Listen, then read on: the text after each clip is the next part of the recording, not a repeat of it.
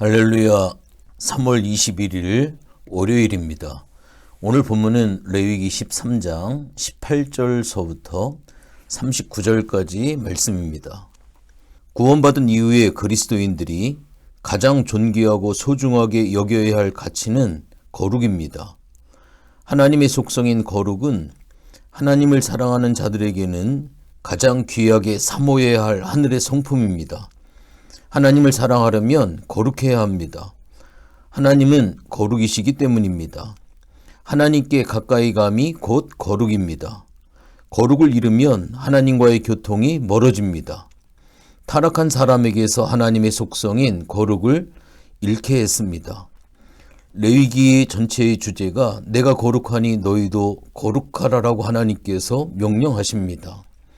특별히 레위기 1장서부터 10장까지는 하나님과 교제하는 방법인 제사와 제사장 제도에 관해 알려주셨다고 한다면 11장서부터 15장까지는 하나님과의 교제를 방해하는 오염 요소에 대해서 말씀을 하고 있습니다. 다시 말씀을 드리면 거룩을 빼앗아가는 것들이 무엇인지를 이야기를 하고 있습니다.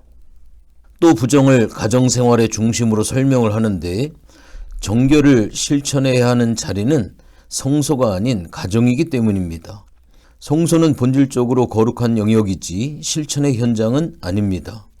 가정에서 이루어지는 먹고 마시고 눕고 자는 모든 삶에서 정결한 상태를 유지하도록 해야 합니다. 신앙생활에 머무르기보다 신앙생활으로까지 전진해야만 합니다.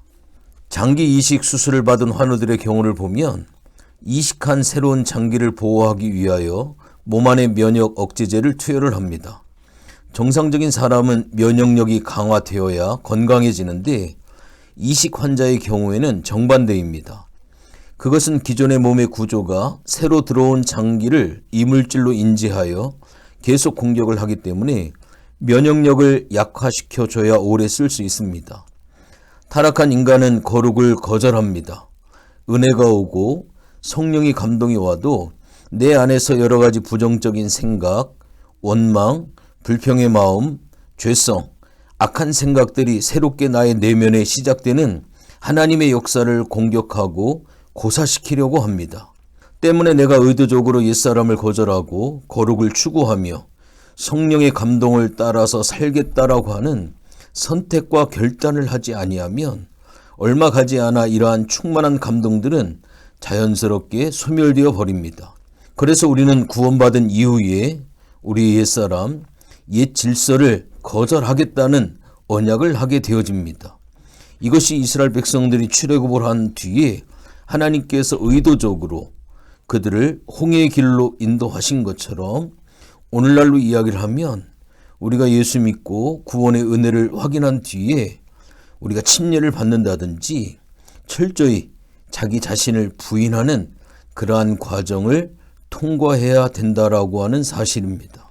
오늘서부터 일주일 동안 진행되어질 레위기 13장에서 15장까지의 내용은 참으로 어려운 내용입니다. 많은 목사님들이 레위기의 설교가 참 어렵다라고 하는 그러한 이야기들이 이제 피부병이나 또한 나병, 문둥병이라든지 여러 가지들을 이제 소개를 하면서 거기에 어떻게 대처해야 될 것인가라고 하는 것을 의학적으로 성경은 설명을 하고 있는데 실질적으로 의학이 발달하고 있는 현재에 와서도 많은 의사들이 오늘 본문에 나와 있는 여러 가지 이야기들을 잘 이해하지 못한다라고 그들도 고백을 하고 있습니다.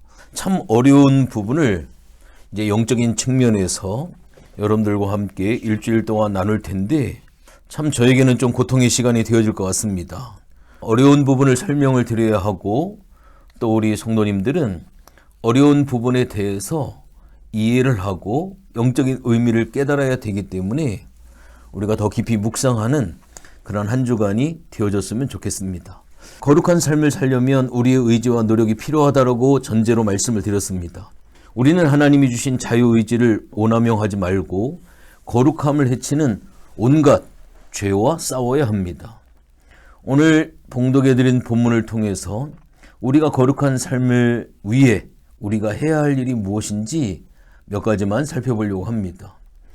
우선적으로 이스라엘 백성은 언약의 공동체였기 때문에 거룩함은 모든 삶의 영역에서 지켜져야 했습니다. 이스라엘은 의복과 가죽을 관리하는 일에서도 규례를 지켜야 했습니다. 만일 의복이나 가죽에 푸르거나 붉은 나병의 색점이 보인다면 제사장에게 보여줘야만 합니다. 특별히 오늘 본문에서 나병이라고 번역된 악성 피부병은 죄의 특성을 닮았습니다. 하나님은 나병의 증상과 확진 과정과 및 확진 후의 조치에 대해 상세히 말씀해 주셨습니다. 그 이유는 이 피부병이 공동체의 거룩함과 연관되어 있기 때문입니다. 나병으로 상징되는 치명적 죄의 특성을 살펴보면 환자는 스스로 부정을 경계해야 합니다. 종기가 나았다가 다시 종처에 이상한 증상이 발생하면 즉시 환자는 제사장에게 보여야 했습니다.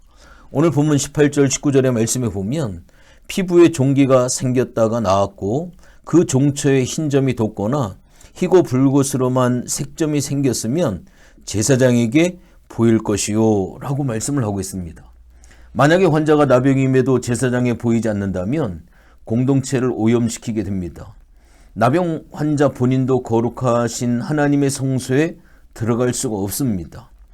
그를 7일 동안 가두는 것도 공동체의 거룩함을 지키기 위함입니다. 20절, 21, 22, 23절의 말씀에 보면 제사장이 그를 진찰하여 피부보다 얇고 그 털이 희면 그를 부정하다 할지니 이는 종기로 된 나병의 환부임이니라. 그러나 제사장이 진찰하여 거기 흰 털이 없고 피부보다 얇지 아니하고 빛이 엷으면 제사장은 그를 이레 동안 7일 동안이지요 가두어둘 것이며 그 병이 크게 피부에 퍼졌으면 제사장은 그를 부정하다 할지니 이는 환부임이니라. 요즘에 코로나가 참 극성이 돼서 하루에도 확진자가 수십만 명이 나오고 있습니다. 양성이 되고 확진이 되어지면 7일 동안 의무적으로 자가격리를 하게 되어집니다. 똑같이 바로 공동체에 피해를 주기 때문에 그렇습니다. 피부가 화상으로 상처를 입었을 때에도 여러 가지 병균에 감염되기 쉬워서 자칫 화상당한 피부도 나병으로 발전할 수가 있었습니다. 그래서 화상 환자는 상처의 주의를 기울여야 했습니다. 죄라고 하는 것도 우리의 연약한 부분을 통해 들어옵니다. 우리의 영적인 긴장이 풀어졌을 때 죄가 침투해 우리의 삶의 나병처럼 결정적인 해악을 미치게 되어집니다. 우리는 자신의 연약한 부분들에 대해 더욱 경계하고 조심해야 합니다.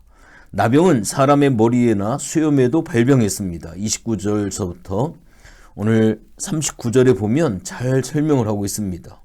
나병이 있는 머리나 수염은 빠지거나 휘어져 변질이 일어납니다. 죄라고 하는 것은 하나님과의 관계에서 변질을 의미합니다. 정상에서 변질된 것은 하나님께 부정한 것입니다. 옴은 즉 버짐은 누룩처럼 전염성이 있었습니다. 옴 환자도 7일 동안 격리가 되어졌습니다. 공동체 전체가 감염되어 부정하게 되는 가능성을 막기 위함입니다. 나병은 사람을 부정하게 만듭니다. 이와 마찬가지로 죄도 사람에게 침투해 사람을 더럽게 만들고 파괴합니다. 날마다 깨어 있어서 이 죄라고 하는 이 심각성을 우리가 깨닫고 죄의 침투를 경계할 수 있는 그러한 복된 마음을 꼭 가져야 될 줄로 믿습니다. 기도합니다. 하나님 고맙고 감사를 드립니다. 구약의 하나님께서 그 이스라엘 공동체 안에 여러 가지 질병이 있었을 때 거기에 대한 대처의 방법들을 레위기를 통하여 특별히 13장, 14장, 15장 피부병의 어떠한 대처에 대해서 설명을 하고 있습니다. 현대의학이 발달한 요즘의 의사들도 오늘 본문에 나와 있는 여러 가지 이야기들을 잘 이해를 못하겠다라고 이야기를 합니다.